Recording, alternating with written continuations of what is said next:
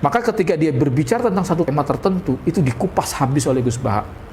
Dan itu saya, wah ini amazing betul. Ya. Kayaknya saya harus berlabuh. Pengembaraan saya kayaknya ke beliau lah, ke Gus Baha ini yang saya lihat sangat luar biasa dan bisa kita jadikan panutan, dan ini sangat menginspirasi saya. Suka share ceramahnya Gus Baha itu di grup-grup jihadis. Mereka suka. Nggak cuma digandrungi oleh NU saja. NU bangga. Kita para jihadis juga mulai menyukai.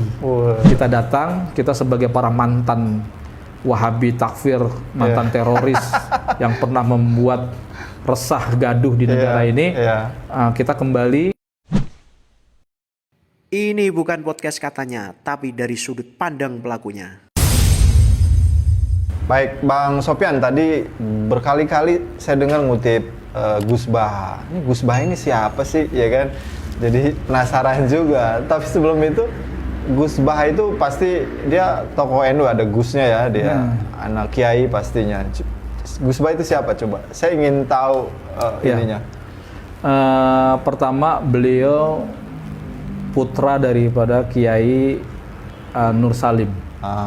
Makanya dia namanya Gus Bahauddin Nur Salim gitu. Nama lengkapnya itu ya? Iya, dia pesantren di Nurukan, pesantren Quran, hafid, tahfidz di sana, dan beliau termasuk murid Mbah Maimun Zubair, dan dia sering kutip Mbah Maimun ada sebagai gurunya. Nah, dia di pesantren Al Anwar, dia tidak kemana-mana, nggak banyak pesantren yang dia datangi, tapi hanya Al Anwar saja, dan belajar dengan bapaknya masalah hafalan Quran, dan lalu setelah selesai dia menghafalkan Quran, dia mondok di Al Anwar tersebut gitu. Lengkap sekali ya. Nah, saya tertarik ya, awalnya nggak sengaja dengarkan Gus Baha ini hampir setahun lebih lah, hampir 2 tahun saya dengarkan Gus Baha. Awalnya saya dengarkan Gus Qoyum dulu. Gus Qoyum, setiap saya dengarkan Gus Qoyum pasti ada link juga ke Gus Baha. Sesekali saya dengerin juga nih ada Kiai NU. Nah, menarik buat saya. Kata-katanya menarik, kutipan-kutipannya menarik. Gitu. Akhirnya saya coba mantengin tuh, dengerin lebih serius. Itu pun dengerinnya ketika saya sedang safar. Jadi saya selalu, kebiasaan saya itu kalau saya safar saya harus mendengarkan ceramah-ceramah. Karena untuk mengejar ketertinggalan saya selama ini kan ikut kubu sana nih, banyak meninggalkan turos-turos juga yang selama ini yang dipahami oleh Ahlussunnah. Nah, saya mulai membuka diri, saya coba baca-baca itu, dengarkan, dan ternyata ini menarik. Hampir perkataan beliau tuh bil ma'tsur. Bil ma'tsur itu maksudnya tuh punya riwayat semua. Ngutip bukan cuma Quran hadisnya saja, tapi akwal ulama, kaidah-kaidah usulnya itu keluar semua. Sampai nazoman alfiyah, nazoman imritinya, atau nazoman semuanya tuh dia hafal semua. Bahkan Bukhari Muslim mungkin beliau juga hafal itu ya. Kemudian sampai Fathul Mu'in dan sebagainya, dan dia mengikrarkan bahwa dia alim. Bukan karena kesombongan gitu, tapi karena memang di akhir zaman ini yang serba nggak jelas, banyak ulama-ulama dadakan, ulama-ulama yang maaf ya nggak jelas, bahkan nausorob nggak punya, perangkat-perangkat ilmu alat nggak punya, tapi kemudian dia berfatwa. Dan saya sebagai korban fatwa-fatwa tersebut, ngaji nggak tamat dan sebagainya, itu memang betul apa yang dikatakan Gus Baha ini. Sehingga nggak hanya itu, beliau juga menguasai tentang durusul firaq, tentang aliran-aliran madzhab dan aliran-aliran pemikiran. Maka ketika dia berbicara tentang satu tema tertentu, itu dikupas habis oleh Gus Baha. Dan itu saya, wah ini amazing betul. Ini luar biasa nih. Ya gitu. Ini betul-betul alim. Sehingga saya sampai mengatakan begini. Dari pengembaraan saya dalam mencari seorang ustadz, guru atau kiai, dari kelompok-kelompok kubu sana, dari Ikhwanul Muslimin sampai kelompok Salafi, saya pikir ini udah tuntas. Ternyata ada yang lebih alim lagi, ada yang lebih keren lagi. Kayaknya saya harus berlabuh. Pengembaraan saya kayaknya ke beliau lah, ke Gus Baha ini yang saya lihat sangat luar biasa dan bisa kita jadikan panutan, dan ini sangat menginspirasi saya. Gitu. Banyak sekali ungkapan-ungkapan dan kutipan-kutipan dia di antara para ulama. Beliau suka mengutip di buku Maqalat Islamiyin seperti Abu Hasan Al-Asy'ari dan sebagainya, bagaimana Khawarij ini dalam berdalil, dan itu tepat semua. Sehingga kalau kita dengarkan Gus Baha, itu kita tersindir juga. Tapi menyindir bukan berarti kita marah, enggak. Memang itu jadi koreksi buat kita. Betul apa yang dikatakan Gus Baha. Cara berdalil kita di begini. Dan itu dikupas tuntas. Dan saya kayaknya belum pernah mendengarkan, hatta sekalipun di NU, itu bagaimana mendeskripsikan setiap permasalahan itu sedetail Gus Baha ini. Sehingga saya merasa wah ini udah, saya kalau sudah satu yang saya anggap itu kalau dengar yang lain ya jadi kayaknya kurang keren gitu. Udah di sini karena ada yang lebih alim lagi gitu. Saya akui gitu bahwa selama ini belum ada nih yang lebih menarik gitu. Saya bukan orang yang misalnya kalau dengerin ceramah suka yang lucu-lucu atau yang enggak gitu. Tapi juga kadang saya juga butuh yang detail juga gitu. Dan dia ngelucunya aja ada sanadnya katanya. Nah iya gitu. Dan juga beliau gini, dia selalu mengatakan begini, ini rusaknya agama, penyimpangan-penyimpangan ada nih karena orang-orang yang serius, orang-orang yang kusuk, santai-santai kusuk gitu. Nah dia ingin jadi wali yang jalur-jalur ini, gitu. Jadi adanya dia memberikan sisi-sisi yang sebenarnya Islam juga memberikan kemudahan, bukan berarti memudah-mudahkan, tetapi memberikan kemudahan.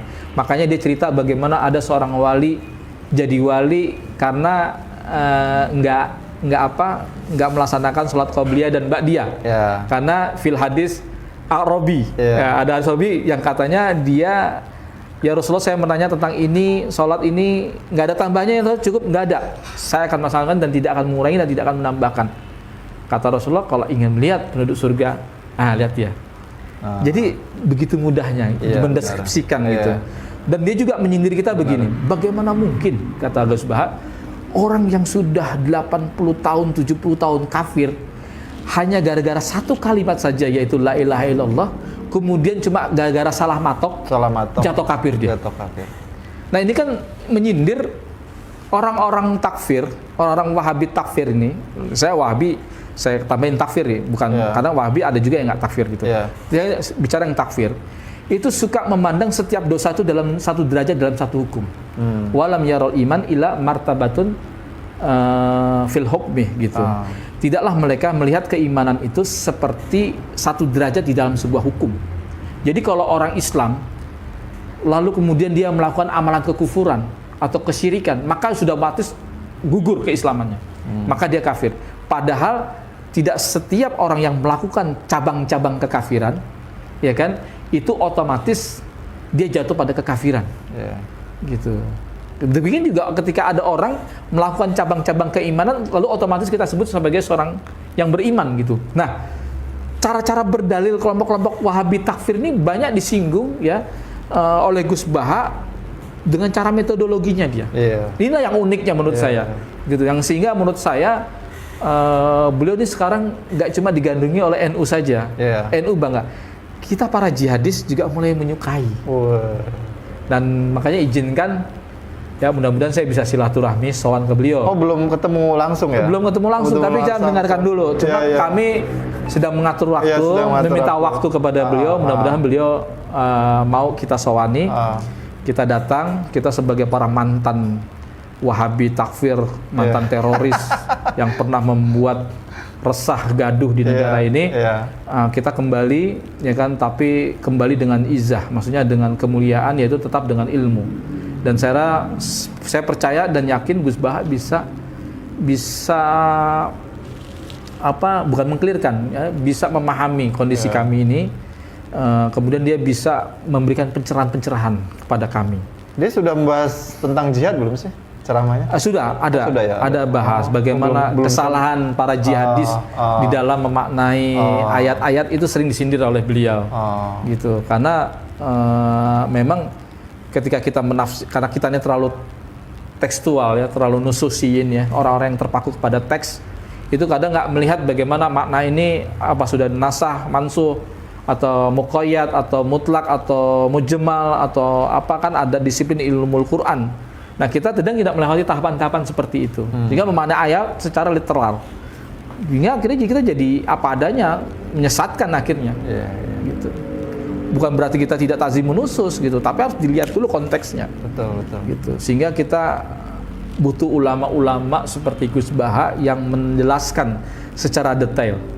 Gitu. Saya sangat luar biasa ini. Itu yang jihadisnya kelompok mana, Ustaz? Ya, kalau untuk kelompok jihad nggak mungkin mereka ini ya, karena mereka sudah tidak mau. Ada kelompok-kelompok jihad yang mulai membuka diri, yang kemudian tapi mereka tetap mencintai Islam, ingin belajar Islam. Yang benar tuh yang mana sih? Karena hasil eksperimen mereka ini gagal, ceritanya gitu, masuk penjara. Terus lantas kita Islam yang kudu seperti apa gitu. Sampai kemudian muncullah Gus Baha.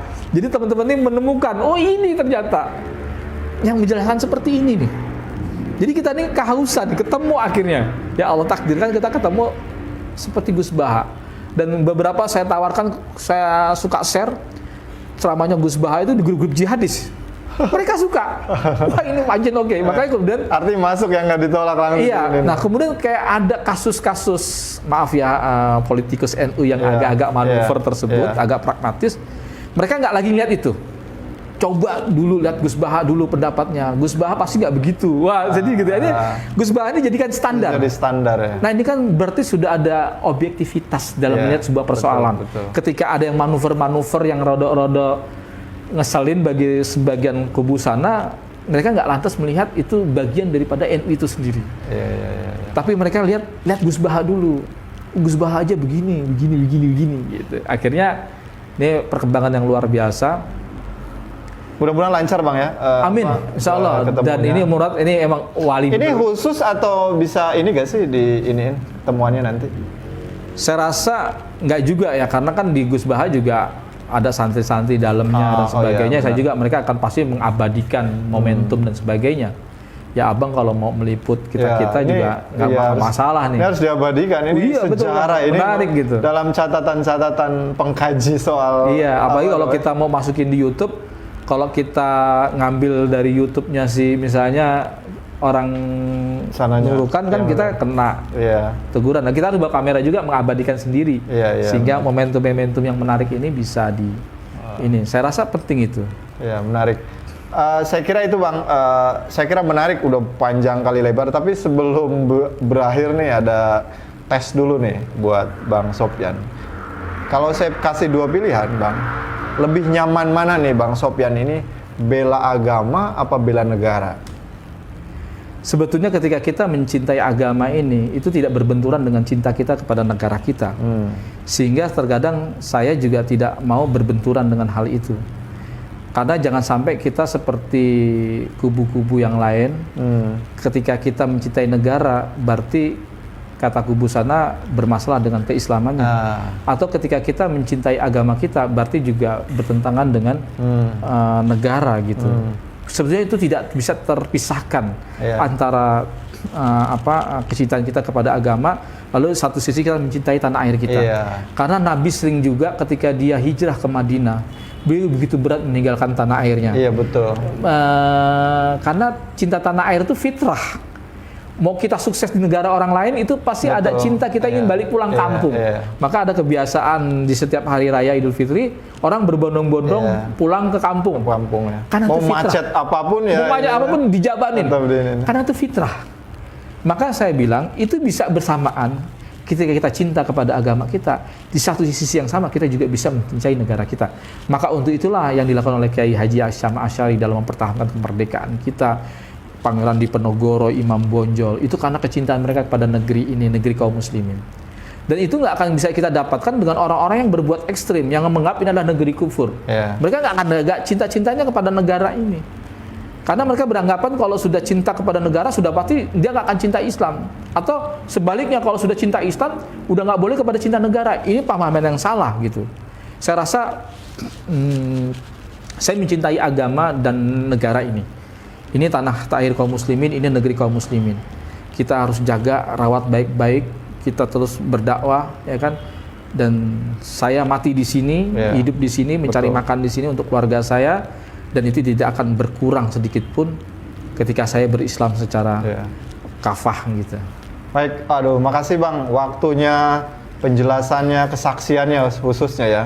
Ini sudah di acara Sudut Pandang. Jangan lupa subscribe, komen, like, sebarkan ke banyak tempat untuk acara ini. Sudut Pandang ini sudah kita katakan bahwa ini bukan katanya, tapi dari sudut pandang langsung para pelakunya.